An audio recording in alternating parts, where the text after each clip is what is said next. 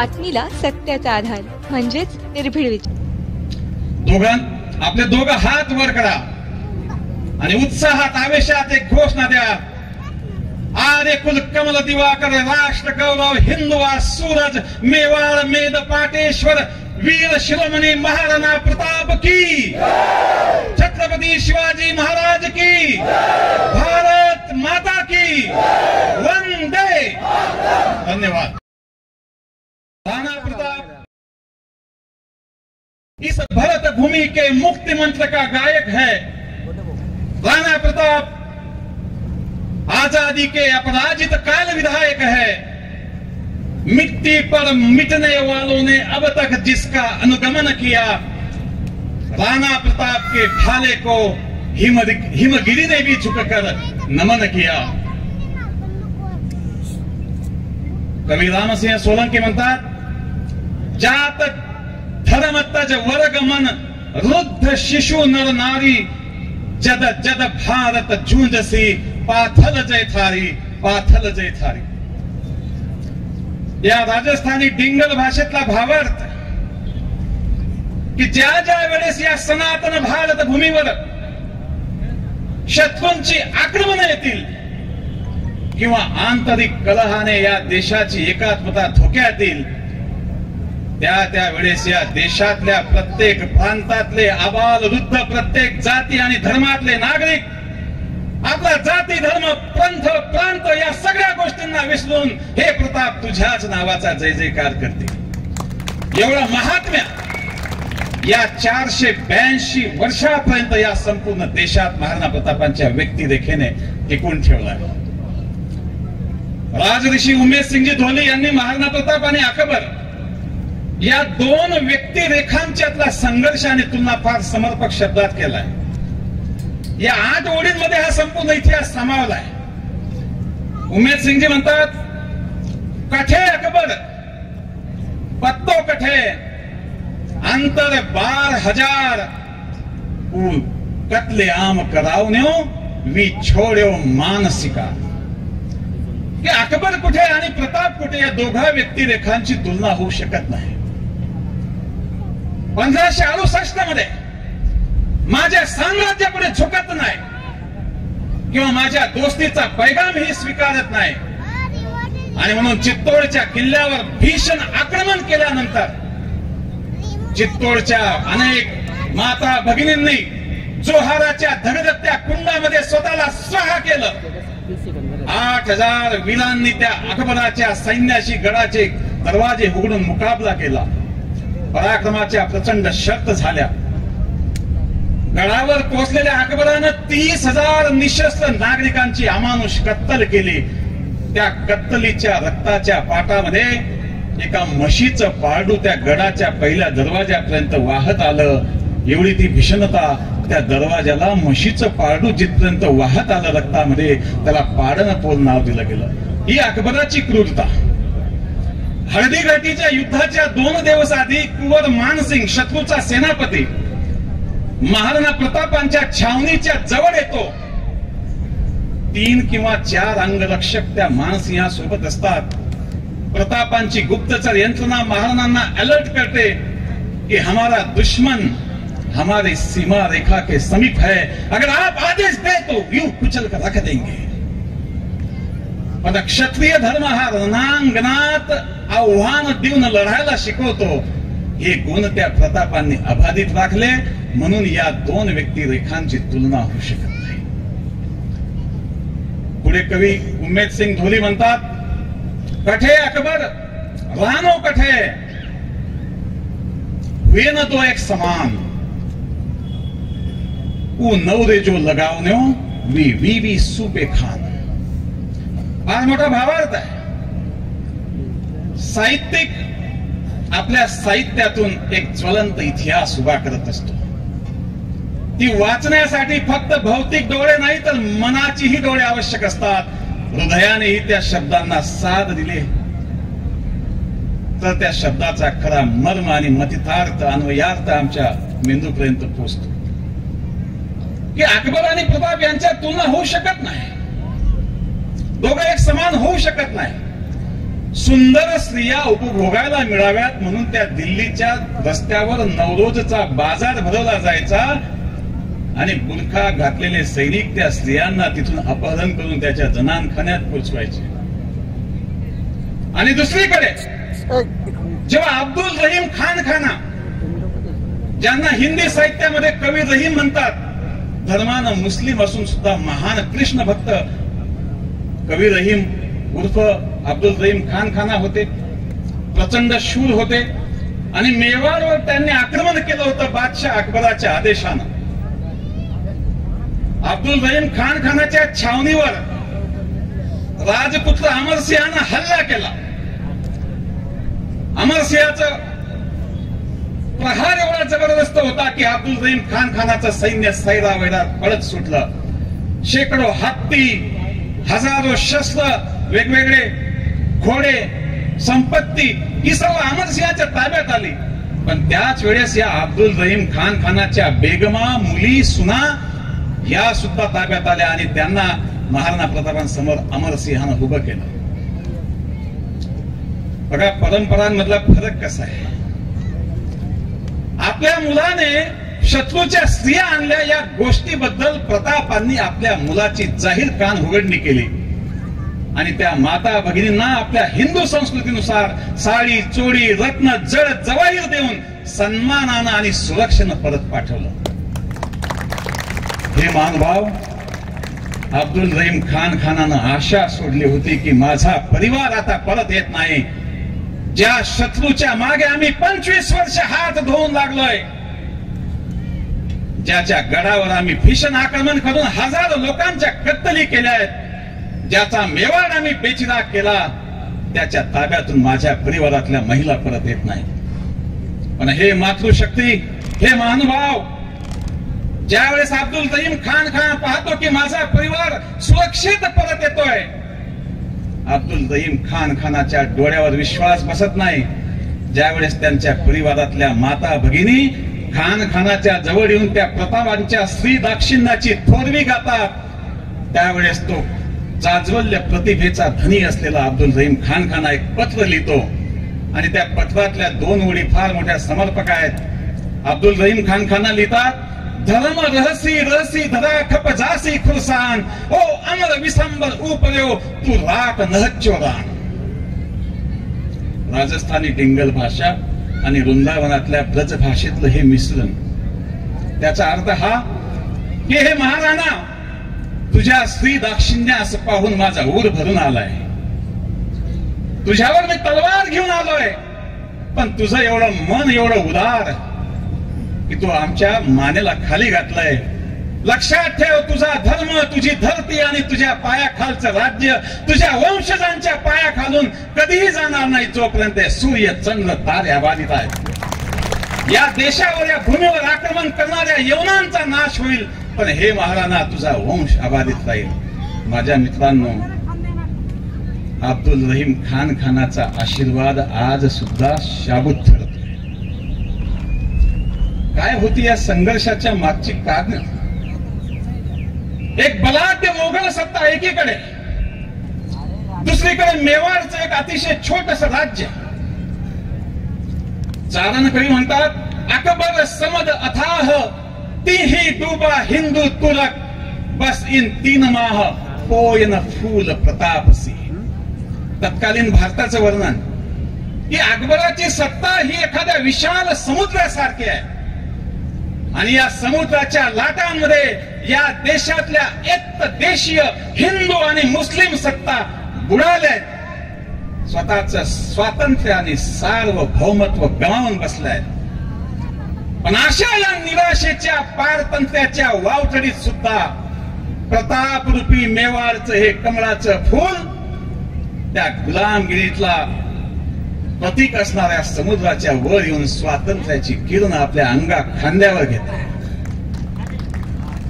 1568 मध्ये जेव्हा ग्वाल्हेरवर अकबरानं आक्रमण केलं, राजा रामशाह तंवर शौर्याची, पराक्रमाची पराकाष्ठा केली, युद्ध हारले. 2 पर्याय होते, एकतर अकबराला शरण जायचं, एकतर भूमी सोडून परागंदा व्हायचं. जायचं तर जायचं कुठं, हा मोठा प्रश्न राजा रामशहा तंवर 80 वर्षाच्या राजा पुढे होता. राजा रामशहा तंवर यांनी त्या देशातल्या मेवाडकडे प्रस्थान केलं की त्यांना हे माहित होतं की ज्या ठिकाणी स्वातंत्र्य सार्वभौमत्वाची पूजा केली जाते तीच मेवाडची भूमी माझ्या मनोवृत्तीसाठी योग्य आहे. मेवाडनेही त्यांचं स्वागत केलं. वेळ कमी असल्यामुळे मला बऱ्याचशा गोष्टींना मी टाळतोय, कारण मान्यवरांना आपल्या आणि माझ्या मातृशक्तीलाही घरी जायचंय. अनेक जण खेड्यापाड्यावरून येत आहेत, काही तरुण कोवळी मुलं आहेत, ते मोटरसायकलने आले. ती एक चिंता मला सतावते. थोडेसे काही क्षण मी तुमची माफी मागून घेतो. माझ्या बांधवांनो, अकबराकडे सगळ्या गोष्टी असताना सुद्धा त्या मेवाडच्या मागे अकबर का लागला होता, या गोष्टीची आम्ही कारण मीमांसा केली पाहिजे. हा हिंदू आणि मुस्लिमाचा संघर्ष नव्हता. काही लोक अतिरंजित पद्धतीने रंगवण्याचा प्रयत्न करतात. त्यांना माझी विनंती असेल, कृपया या इतिहासाला असा बदनाम करू नका. हा 3 पिढ्यांचा संघर्ष. अकबराचा आजोबा बाबर, या जो मंगोलियाचा नागरिक, समरकंदचा बादशाह, आणि या हिंदुस्थानाला लुटण्यासाठी आला होता. या हिंदुस्थानाच्या विकासासाठी आणि भाग्यविधाता बनण्यासाठी नव्हे.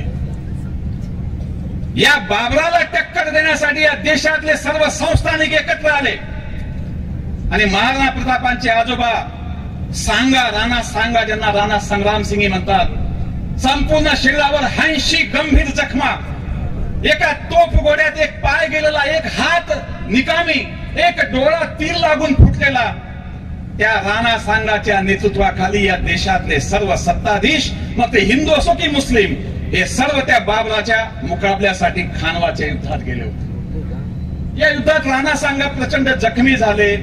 बाबराकडे तोफा होत्या, युद्धाची आधुनिक तंत्रज्ञान होती, बंदुका होत्या, आणि या सगळ्या गोष्टींमुळे आपण त्या ठिकाणी पराभूत झालो.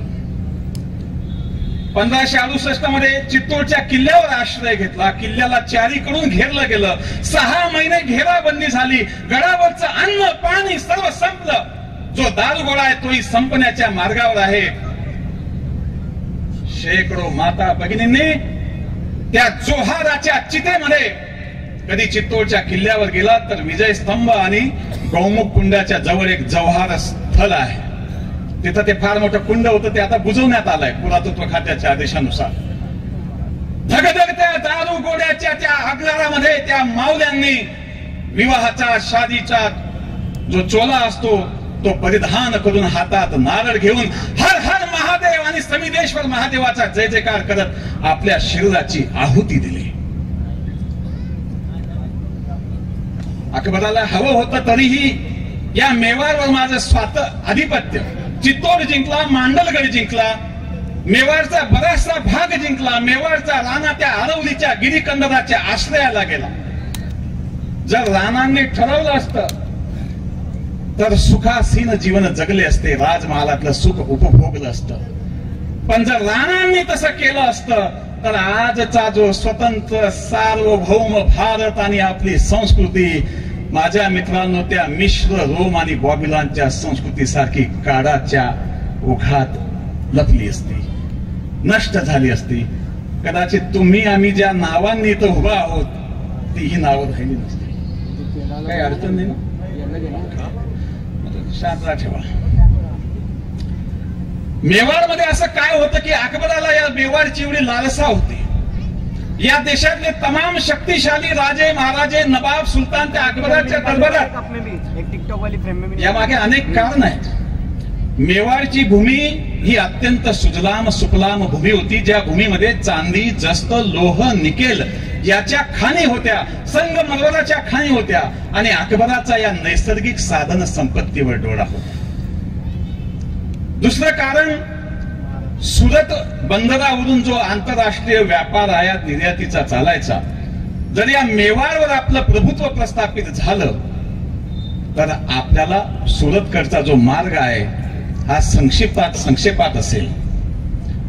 तिसरी गोष्ट, ज्या देशाचं नाव भरत, या ग्रहाचं नाव पृथ्वीवरून पृथ्वी, सम्राट हरिश्चंद्र, जनमेजय, शिलादित्य, गुहादित्य, कनकसेन, बाप्पा रावल, राणा कुंभा, राणा खुंबान, राणा सांगा, महाराणा उदयसिंग तर महाराणा प्रताप, ही जी गौरवशाली शासकांची परंपरा या सार्वभौम देशाची आहे, त्या घराण्याचा राजा जर माझ्या दरबारात असला किंवा माझ्या पक्षात असला तर मी या हिंदुस्थानचा अनभिक्षित सम्राट म्हणून घेऊ शकला जातो किंवा या देशाची जनता मला तशी स्वीकारू शकते. जोपर्यंत मेवाड स्वतंत्र आहे तोपर्यंत स्वातंत्र्याची प्रेरणा देणारी चिंगारी ही जिवंत असेल. महाराणा उदयसिंहाच्या मृत्यूनंतर ज्यावेळेस प्रतापांचा राज्याभिषेक झाला, जलाल खान कोरची, कुंवर मानसिंग, राजा टोडरमल, राजा भगवान दास 4 वेळा शिष्टमंडळ पाठवली.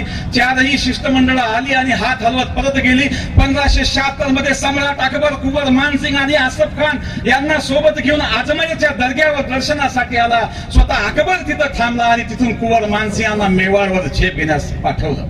मानसिंहानं मांडलगड ताब्यात घेतलं. महाराणांना वाटत होतं आपण मांडलगडला मानसिंहाचा मुकाबला करू, पण राजा रामशहा तंवर यांच्या सूचनेवरून मुघलांना आता हुगड्या मैदानावर घेरायचं नाही, त्यांना गनिमी काव्यामध्ये अडकवायचं आणि पहाडांमध्ये दुर्गम अशा भागामध्ये फसवायचं. या कूटनीतीचा जगातल्या अनेक देशांच्या शिक्षण खात्यातल्या संरक्षण शास्त्रामध्ये फार सुंदर पद्धतीने मांडणी केली जाते. जगातले अनेक सामरिक तज्ञ किंवा लष्करी विभाग या गनिमी काव्याचा आजही अभ्यास करतात. आज योगायोगाने महाराजा छत्रसाल बुंदेला यांचीही आज जयंती आहे. त्यांनी सुद्धा या गनिमी कावा पद्धतीचा वापर केला होता. महाराष्ट्रातले या भूमीवर छत्रपती शिवाजी महाराजांनी सुद्धा या गनिमी कावा पद्धतीचा वापर केला होता. हळदी घाटीच्या युद्धाची एक रोमहर्षक कथा आणि दिवेडच्या युद्धाची गाथा हा आजच्या माझ्या व्याख्यानाचा खरा विषय होता. परंतु आधीच आपल्याला प्रचंड वेळ झाल्यामुळे एक प्रचंड मानसिक दबाव आपल्यावर असतो कार्यक्रम सुखरूप संपवण्याचा, आणि त्यामुळे बऱ्याचशा विषयांना मी फाटा देतोय आणि फक्त प्रतापांच्या गौरवासाठी माझ्या विषयाला बदलून मी या ठिकाणी बोलतोय. हळदी घाटीच्या आधी मानसिंहाने मांडलगडहून मदारियाला, मदारियाहून मोहीला आणि मोही या गावाहून खमनोर जवळच्या बनास नदीच्या काठावर आपला डेरा टाकला. प्रतापांनी कुंभलगडहून गोगुंदाकडे आणि गोगुंदाहून लोसिंग या ठिकाणी आपला डेरा टाकला. 18 जून 1576 रोजी आकाशात तांबडं फुटलं, सूर्य उगवला आणि हळदी घाटीच्या त्या दर्यामधून मेवाडचा सूर्य चिन्हांकित मकदध्वर मिरवत हत्ती पुढे आला आणि त्याच्या मागे पिंजऱ्यातून सोडलेल्या आणि भक्ष्याच्या मागे निघालेल्या सिंहांसारखे, वाघांसारखे त्या मेवाडची सेना निघाली. कुंवर मानसिंग आणि आसफ खान यांच्या नेतृत्वाखाली असलेल्या मुघल सैन्यावर यांनी जोराची धडक दिली. हकीम खा सुरीच्या तडाख्यामध्ये मुघल सैरावैरा पळत सुटले.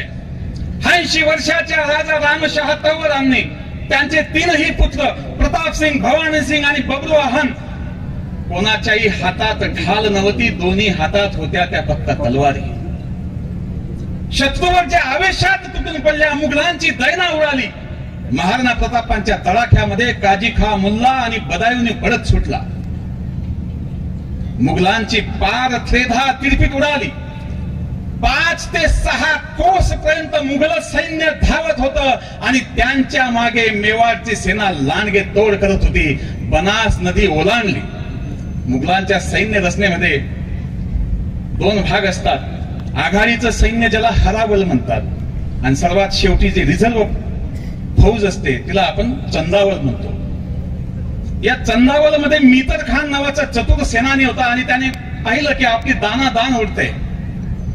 त्यानं खोटी अफवा पसरवली.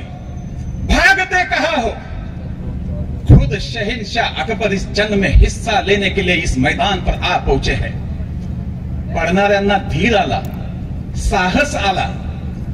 पडणारे थांबले, पळालेले माघारी वळले. पुन्हा एकदा जोरदार धुमचक्री त्या खमनोरच्या मैदानावर झाली. प्रताप ज्या वेगाने त्या मुघलांच्या सैन्य सागरात शिरले, 4ही कडून घेरले गेले. प्रतापांवर चौफेर वार होत होते. तोपर्यंत राजा रामशाह तंवर, त्यांचे 3ही सुपुत्र आणि त्यांच्या कुळातले 300 तंवर भाऊबंद हळदी घाटीच्या मातीमध्ये विलीन झालेले होते. त्यांनी या मातृभूमीच्या सत्वाच्या रक्षणासाठी स्वतःच्या प्राणांची आहुती दिली होती. तिकडे वीरवर जयमल मेळतिया हेही शहीद झाले. बघा माझ्या महानुभावांनो, आपल्या देशात क्षत्रियांनी तलवारी चालवल्या.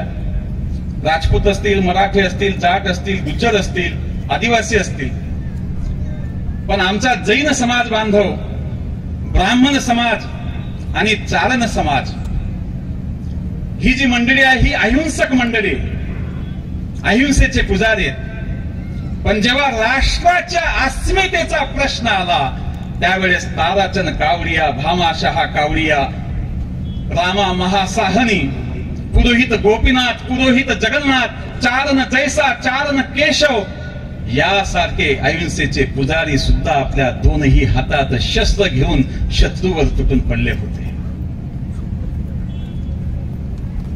या युद्धामध्ये जेव्हा महाराणा प्रतापांवर आणि चेतकांवर वार करण्यात आला, हे युद्ध फक्त माणसं लढले नाहीत, घोडे आणि हत्ती सुद्धा लढले. चेतकाचं नाव आपल्याला माहिती आहे.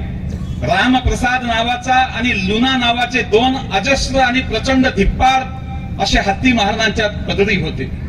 4 दूत पाठवले. त्यावेळेस अकबराने प्रत्येक वेळेस निरोप दिला होता की अगर हो सके तो वो रामप्रसाद हाथी मुझे नजर कर दो. प्रतापाने तो दिला नाही. जेव्हा या हत्तींनी मुघलांवर हल्ले केले, हजारो मुघलांना पायदळी तुडवलं, समोर आला त्याला सोंडेत उचललं, हवेत भिरकावलं किंवा तिथंच तुडवलं.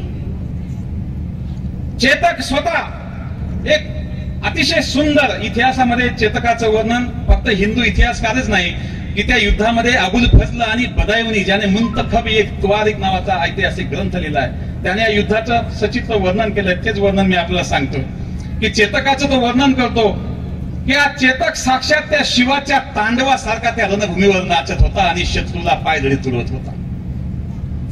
समोर जेव्हा कुंवर मानसिंग महाराणा प्रतापांना दिसतात, चेतकाला टाच मारली जाते. चेतक 2 पायांवर उभा राहतो. महाराणाचा भाला त्या मानसिंहाकडे फेकला जातो. मानसिंह हत्तीवरून घोड्यावर उडी मारतो. तो भाला माहुताच्या पोटातून अंबारीला ठोकला जातो. 2 तुकडे त्याचे होतात.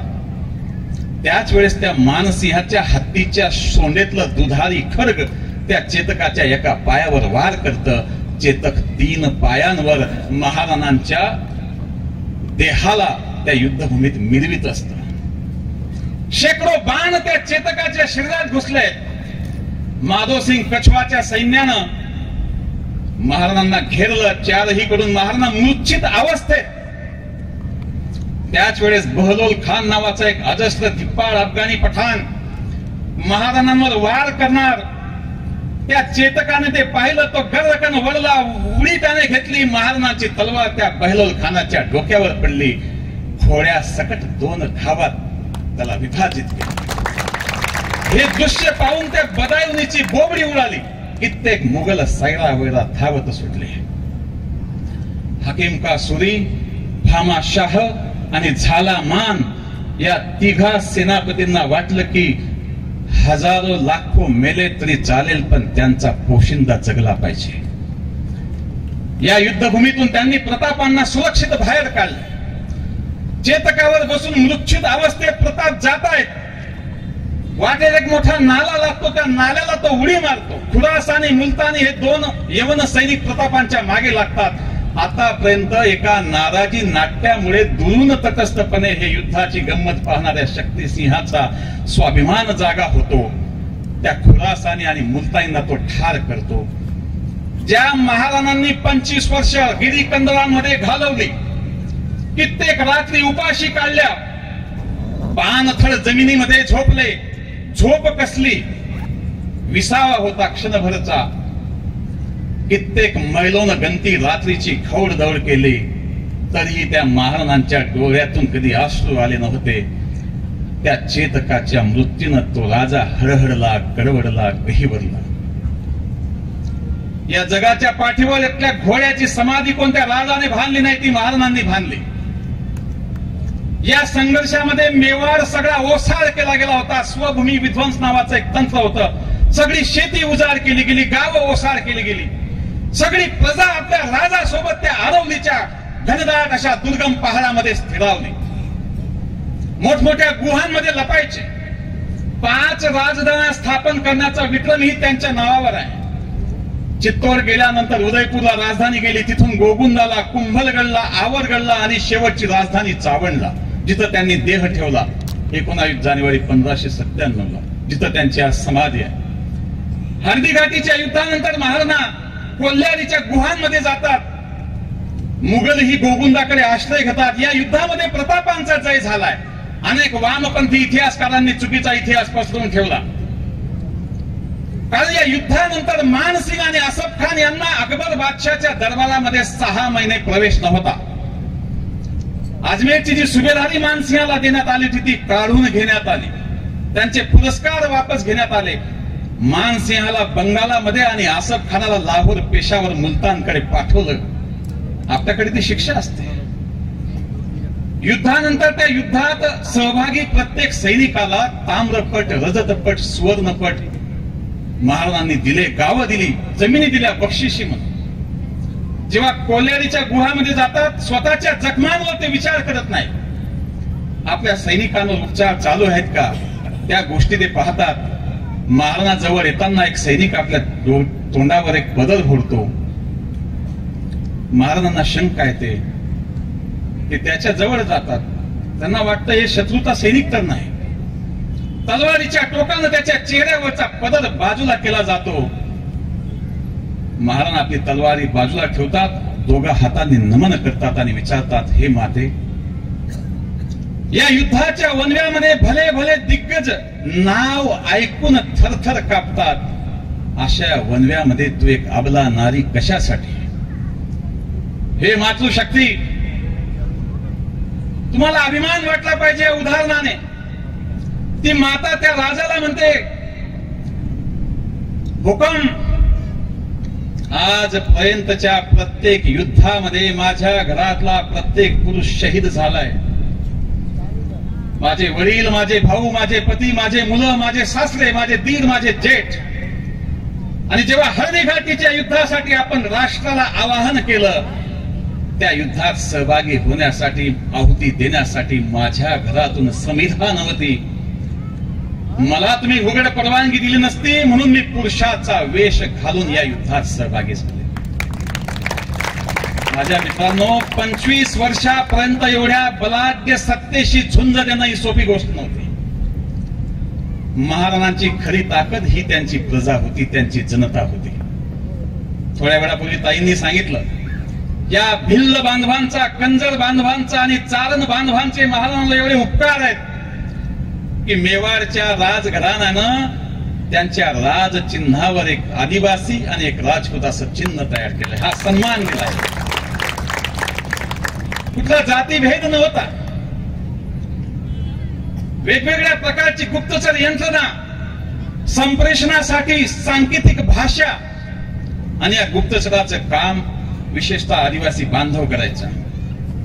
महाराणा प्रताप एक असं आजोड व्यक्तिमत्व होतं की ज्यांनी प्रत्येक जातीला, प्रत्येक धर्माला आणि आजूबाजूचे सिरोळी, इडर, बुंदी ही जी राज्य त्यांच्या शेजारी होती, या राजे लोकांनाही त्यांनी आपल्या लढ्यामध्ये एकत्र आणलं होतं. यानंतर मुघलांनी अनेक आक्रमणं केली. शाहबाज खानची आक्रमण आली, स्वतः अकबर एक आक्रमण घेऊन आला. अब्दुल रहीम खानाचं आक्रमण झालं, जगन्नाथचं आक्रमण झालं. 36 आक्रमणांचा महाराणा प्रतापांनी पराभव केला. या व्याख्यानाला समारोप करताना अनेक गोष्टी आपण सोडल्यात. वेळेचं बंधन प्रचंड आहे. 10:40 झाले. 30 मिनिट मी आपले घेतले. जे 1-1.5 तासाचं व्याख्यान होतं, ज्या विषयाला धरून मी या ठिकाणी आलो होतो, तो विषय आपण आज घेतला नाही. भविष्यात कधी संधी भेटली तर तो आपण विषय जरूर पूर्ण करू. 19 जानेवारी 1597 ला ज्यावेळेस महाराजांनी त्या चावंडच्या भूमीत देह ठेवला, शेवटचं उदाहरण, शेवटचा मिनिट. माझ्या मित्रांनो, अकबर बादशाहच्या दरबारामध्ये महाराणा प्रतापांच्या मृत्यूची खबर गेली. आपला शत्रूचं निधन झालं. ही गोष्ट मुघल दरबाराला आनंदित करत होती. पण जेव्हा चारण दुर्सा आढा यांना अकबराला सांगितलं की ज्याने 25 वर्ष तुझ्याशी झुंज दिली तो महाराणा या जगात राहिला नाही. माझ्या बांधवांनो, शत्रूही असावा तर कसा असावा? अकबरासारखा असावा. अकबराच्या डोळ्यातून धारा वाहिल्या. अस्वस्थ बादशाह त्या सिंहासनाच्या व्हरांड्यावर एर झाऱ्या घालू लागला. सगळा मुघल दरबार शांत स्तब्ध झाला. अकबराच्या त्या मनोदशेचं त्या शीघ्र कवी चारणानं आपल्या काव्यात वर्णन केलं. त्या वर्णनाचा आशय असा होता की हे बादशाह, जो महाराणा तुझ्या नवरोज मध्ये आला नाही, तुझ्या झुरक्याखाली कधी कृपादृष्टीसाठी उभा राहिला नाही. 25 वर्ष तू अनेक आक्रमण केली, त्या आक्रमणांनीही त्याचा तू पराभव करू शकला नाही. तो राणा मरूनही जिंकला आणि तू जगूनही हरला. माझ्या बांधवांनो, इतर मुघल सरदारांना असं वाटलं की शहनशाह जहापना अब इस चारण कवि की गर्दन अपने शमशेर से उड़ा देंगे.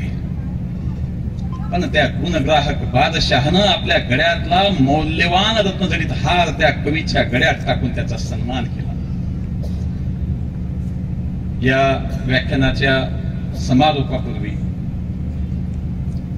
मी पुन्हा एकदा आपल्या सर्वांच्या साक्षीनं महाराणा प्रतापांना आदरांजली, शब्द सुमनांजली वाहतो आणि माझ्या या व्याख्यानाचा समारोप करतो. जय हिंद, जय महाराष्ट्र.